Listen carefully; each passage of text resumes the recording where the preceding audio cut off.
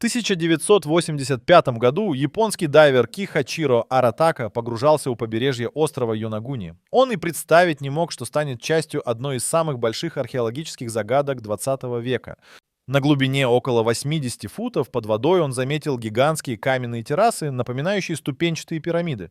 Огромные платформы, резные стены, лестницы и даже что-то похожее на дороги. Все это выглядело так, словно было построено разумными существами. Но здесь, под водой, ученые, археологи и геологи со всего мира сразу подключились к изучению этого объекта. Сначала предполагалось, что это просто редкая природная формация, созданная течениями, ветрами и временем. Однако вскоре обнаружились ровные углы, идеально прямые линии и даже символы, напоминающие гравировку. Более того, выяснилось, что около 10 тысяч лет назад уровень моря был значительно ниже, и это место находилось на суше.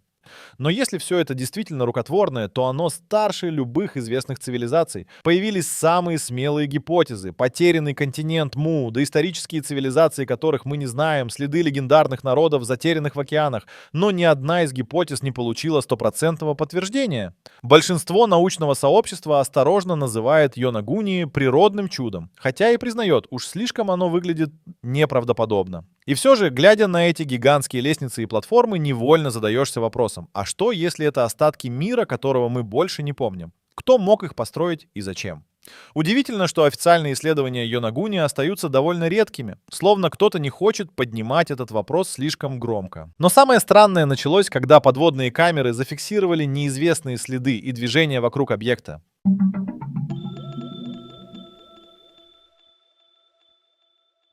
В начале 20 века у берегов греческого острова Антикитера ныряльщики за губками случайно наткнулись на затонувший древнегреческий корабль. Среди обломков бронз, мрамор, керамика нашли нечто странное. Это был покрытый коррозией бронзовый кусок с виднеющимися шестеренками. Долгое время на него не обращали внимания, считая просто украшением. Но в 1950-х годах, когда началось более серьезное изучение, мир ахнул. Этот предмет оказался настоящим механизмом с шестеренками, шкалами и надписями. Ученые прозвали его механизмом Антикитеры и начали медленно распутывать его секреты. Выяснилось, что это устройство — древний аналоговый компьютер, способный предсказывать солнечные и лунные затмения, показывать фазы Луны и даже вычислять даты Олимпийских игр. Проблема только в одном: он датируется 2 веком до нашей эры. В то время, по мнению историков, технологии такого уровня просто не существовало. Чтобы построить такой механизм, нужны сложные расчеты, точная инженерия и понимание астрономии, которая, как считалось, появилась лишь на много столетий позже. Некоторые ученые предполагают, что механизм Антикитеры был частью утраченной научной традиции, которая по какой-то причине не дошла до наших дней. Другие намекают на потерянные цивилизации или неизвестные школы древних инженеров. Но главное, если это был не единичный артефакт, значит, где-то еще могут скрываться подобные машины. И однажды, возможно, мы наткнемся на целую сокровищницу древних технологий, которые перевернут наши учебники истории.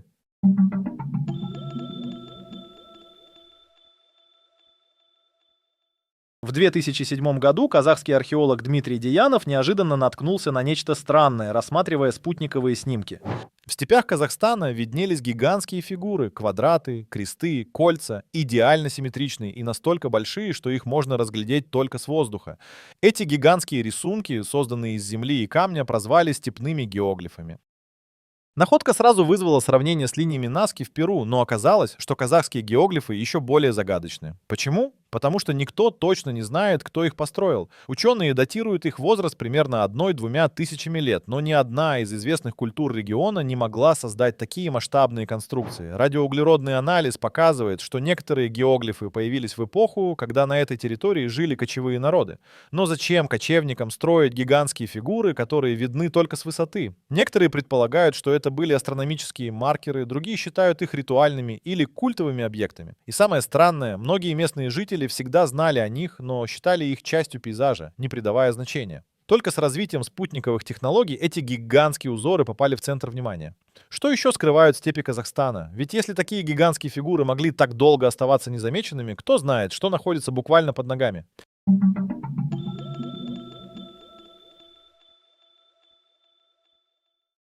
Когда-то давно в районе Каппадокии, на территории современной Турции, люди начали находить странные тоннели и пещеры. Но только в середине 20 века стало ясно, насколько все серьезно. Археологи обнаружили целые подземные города, многоуровневые, с вентиляционными шахтами, колодцами, жилыми и складскими помещениями. Самый знаменитый из них — Дерин-Кую. Этот подземный город уходит на глубину более 200 футов, имеет как минимум 8 этажей и мог вмещать до 20 тысяч человек вместе с их скотом и запасами пищи. Как древние люди смогли создать такую сложную структуру без современной техники? Ученые предполагают, что города использовались как убежища во времена войн и нашествий. Но остаются вопросы. Кто начал строительство? Как они знали, как прокладывать вентиляционные шахты так, чтобы не задохнуться? Почему подземные города продолжают находить снова и снова, причем некоторые из них соединены между собой тайными тоннелями? Некоторые местные легенды утверждают, что эти города были построены не людьми, а старыми народами, которые скрывались от катастроф на поверхности. И хотя это всего лишь легенды, масштаб подземных сооружений поражает даже современных инженеров.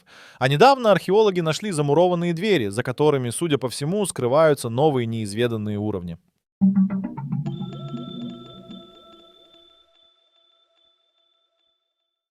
Геродот, знаменитый греческий историк, писал о невероятном сооружении в Египте, огромном лабиринте с тысячами залов, коридоров и внутренних двориков. Он утверждал, что это место поражает воображение сильнее, чем пирамиды. Но с течением времени лабиринт оказался утерян. В 21 веке археологи начали новые раскопки в районе Хавары, где, по мнению историков, находился этот легендарный лабиринт. Используя геофизические методы, они обнаружили под песками массивные каменные структуры, соответствующие описаниям Геродота. Но работы быстро остановились из-за нехватки финансирования и политических препятствий. Те, кто побывал на месте, утверждают, под Хаварой действительно скрыто нечто грандиозное. Некоторые даже предполагают, что там могут храниться древние тексты и знания, утерянные человечеством. Почему же работы внезапно прекратились? Почему египетские власти не спешат продолжить раскопки? Возможно, дело в том, что раскрытие тайн этого лабиринта может полностью изменить наше понимание истории Египта. А может, там скрывается нечто, что лучше пока не тревожить.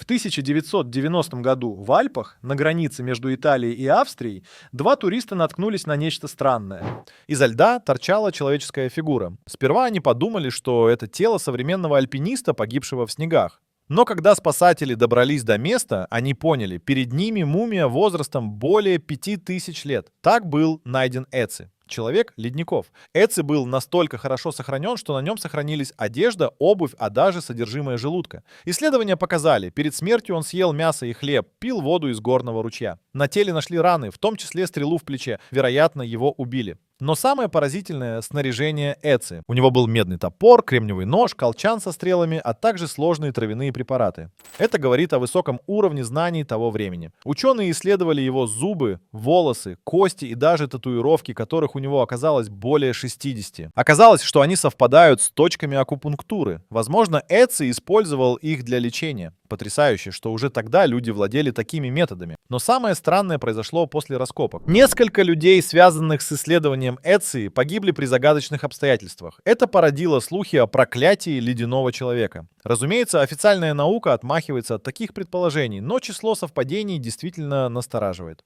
И вот что интригует. Есть мнение, что в альпийских ледниках могут скрываться и другие подобные мумии, возможно, еще более древние.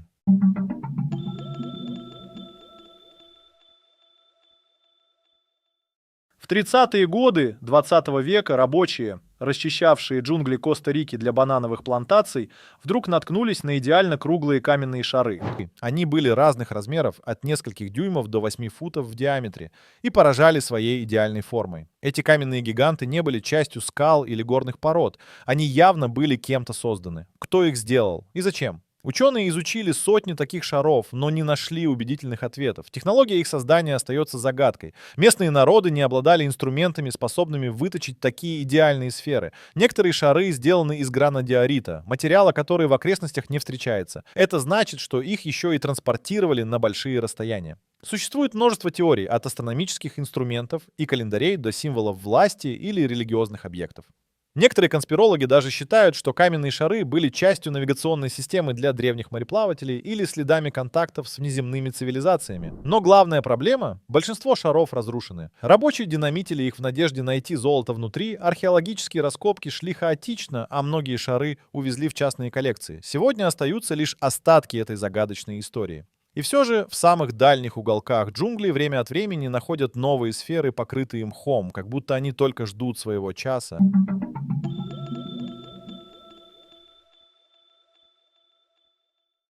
Долгое время Гераклион считался мифом. Этот египетский портовый город, по преданиям, ушел под воду тысячи лет назад. Но в 2000 году французский археолог Франк Годио и его команда нашли его на дне Средиземного моря недалеко от устья Нила. То, что они обнаружили, потрясло мир. Гигантские статуи, храмы, монеты, драгоценности, ритуальные артефакты — все это лежало под слоем ила и песка. В свое время Гераклион был крупнейшим портом Египта, через который шли торговые пути между Востоком и Западом. Но однажды город буквально исчез под волнами. Почему?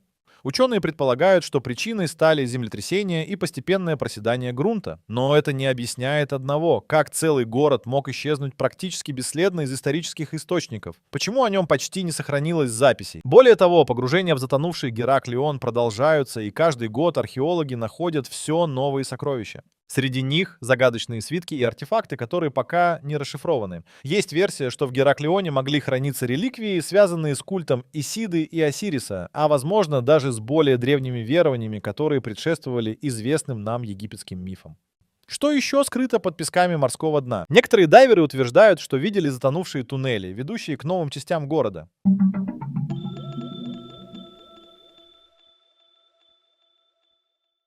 Остров Пасхи — одно из самых изолированных мест на планете. Но именно здесь расположены сотни каменных гигантов — Моа-И.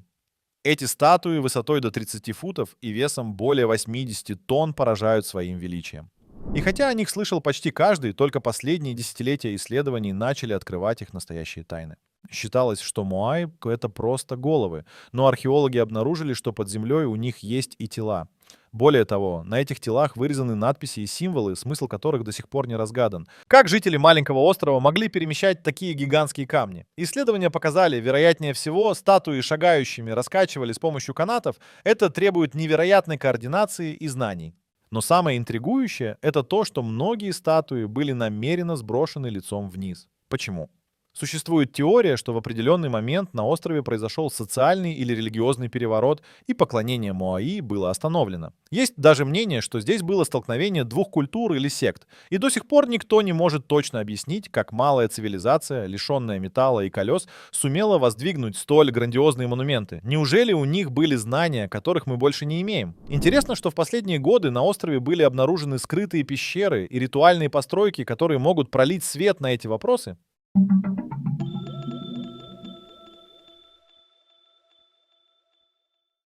В последние десятилетия археология получила в руки мощное оружие — лидар, технологию, позволяющую сканировать Землю сквозь листву джунглей. И одна из самых захватывающих областей применения оказалась в Центральной Америке, в землях древних майя. С помощью лидара археологи открыли тысячи ранее неизвестных строений: пирамиды, дороги, стены, террасы. Казалось, что города майя были куда больше, чем мы думали. Некоторые из них объединялись в гигантские агломерации с населением в сотни тысяч человек. Это полностью меняет наше представление о масштабах их цивилизации. Особенно поразила находка гигантской сети дорог, соединяющей города, и системы ирригации, которые свидетельствуют о сложной организации хозяйства. Возникает вопрос: если майя были настолько развиты, почему их цивилизация рухнула? Катастрофа, внутренние конфликты, изменение климата — ученые до сих пор спорят. Но лидар открывает и другие тайны. В последние годы начали находить структуры, которые не вписываются в известные архитектурные стили майя. Некоторые из них могут быть следами еще более древних культур, о которых мы пока ничего не знаем. И самое интригующее, недавние сканы показали наличие огромных подземных полостей под известными храмами. Что скрыто в этих подземельях? Ответов пока нет, но археологи уже готовят экспедиции.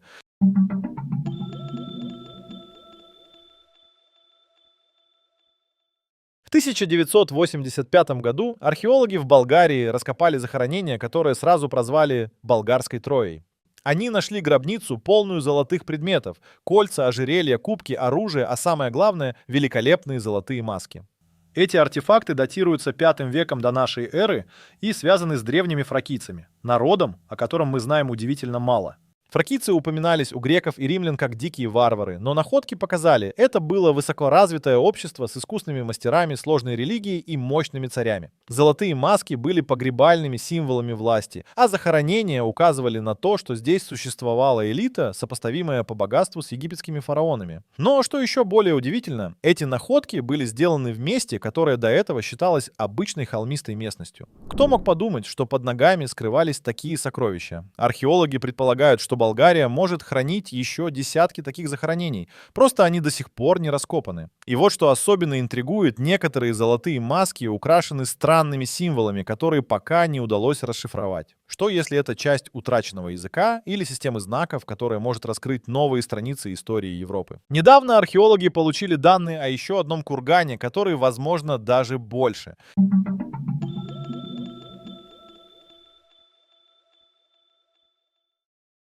В последние годы археологи Норвегии сделали несколько потрясающих открытий. С помощью георадаров они обнаружили целые викингские корабли, погребенные под землей.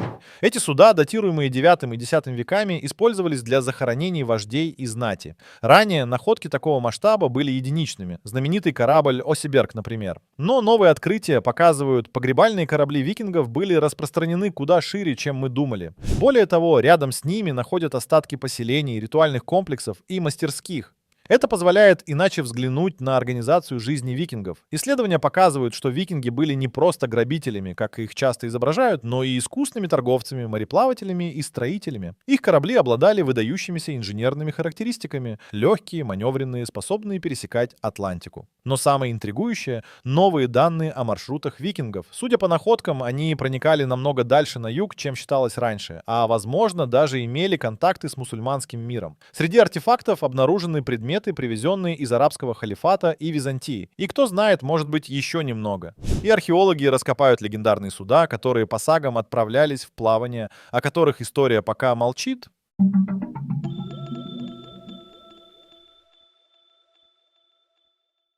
Долгое время считалось, что неандертальцы были примитивными, грубыми существами, уступавшими разумным людям во всем. Но археологические находки последних десятилетий заставляют пересмотреть это мнение.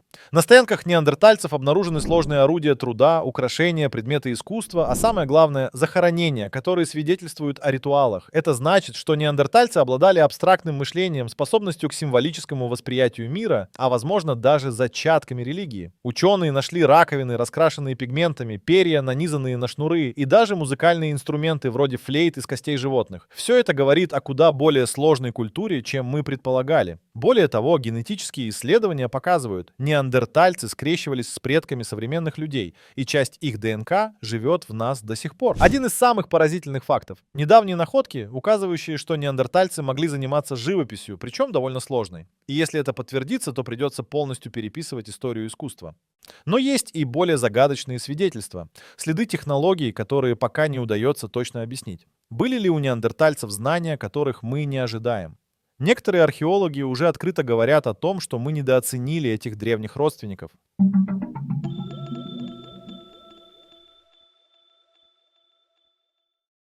В горах Перу археологи нашли следы древних канатных мостов, которые соединяли горные долины и города инков. Эти мосты были сделаны из сплетенных травяных веревок и могли выдерживать сотни фунтов веса. Секрет их прочности в уникальной технике плетения, которая передавалась из поколения в поколение. Самое удивительное, что некоторые такие мосты продолжают существовать до сих пор. Их ежегодно обновляют местные общины, сохраняя древние традиции. Но раскопки показали, что сеть мостов была гораздо более масштабной, чем считалось раньше.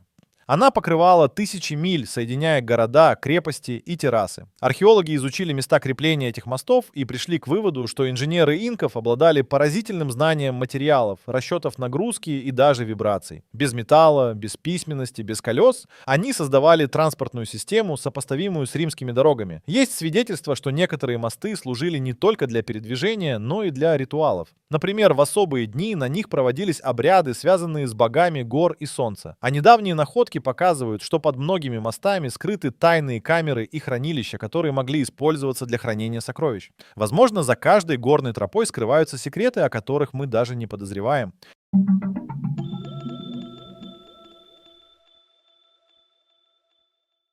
На территории Кении археологи нашли самые древние известные орудия труда, возраст которых оценивается более чем в 3 миллиона лет. Это каменные инструменты, которые были сделаны задолго до появления рода Homo, к которому относимся мы. Это открытие буквально взорвало научный мир, потому что ранее считалось, что только представители рода Homo способны создавать орудия. Но эти находки показывают, что уже гораздо более древние предки обладали сложными моторными навыками и знанием материалов. Они выбирали подходящие камни, отбивали от них куски, создавая острые края, и использовали их для обработки пищи или других задач. Это значит, что начало технологической эволюции человека нужно отодвигать гораздо дальше, чем предполагалось. А может быть и вовсе пересматривать, кто знает, сколько еще древних инструментов скрыто под африканскими саваннами? Недавние раскопки показывают, рядом с местами находок древних инструментов есть еще более старые слои, которые могут хранить следы тех, о ком мы пока даже не знаем. И археологи уже готовят новые экспедиции.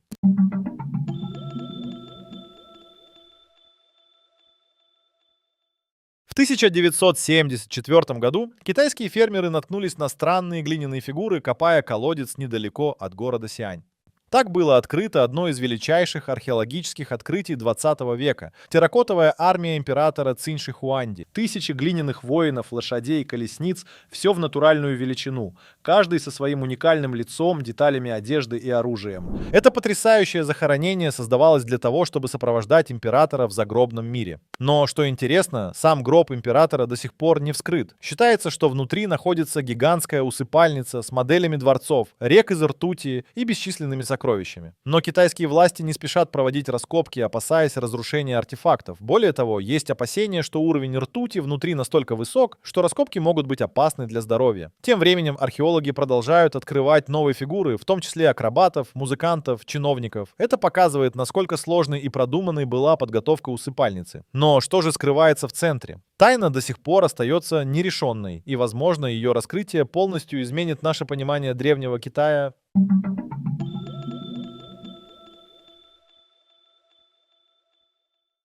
Недавно в Африке археологи нашли человеческий череп, возраст которого составляет около 300 тысяч лет. Это древнейший представитель Homo sapiens, которого когда-либо находили. Но главное не в возрасте, а в форме. Череп отличается от современных людей. Он сочетает примитивные и современные черты, что ставит под сомнение линейное понимание эволюции. Если раньше считалось, что человек разумный появился около 200 тысяч лет назад, то теперь эта граница сдвигается. Более того, находка указывает на то, что разные группы Homo sapiens могли сосуществовать и эволюционировать параллельно, а не последовательно. Это открывает целый ворох вопросов. Сколько еще древних линий человека мы не знаем. Были ли у них свои технологии, свое искусство, свои ритуалы? Почему некоторые из них исчезли, а другие выжили? Ученые считают, что Африка хранит еще массу подобных сюрпризов, и что самые важные открытия еще впереди. Кто знает, возможно, новые находки заставят нас полностью пересмотреть, кто мы такие и откуда пришли. И вот мы подошли к финалу. 20 реальных археологических открытий, каждое из которых не просто удивляет, оно расширяет горизонты понимания. Эти находки показывают, история — это не законченная книга, а увлекательный бесконечный поиск, где каждая новая страница может перевернуть все. И, может быть, самое захватывающее открытие, оно еще только ждет своего часа.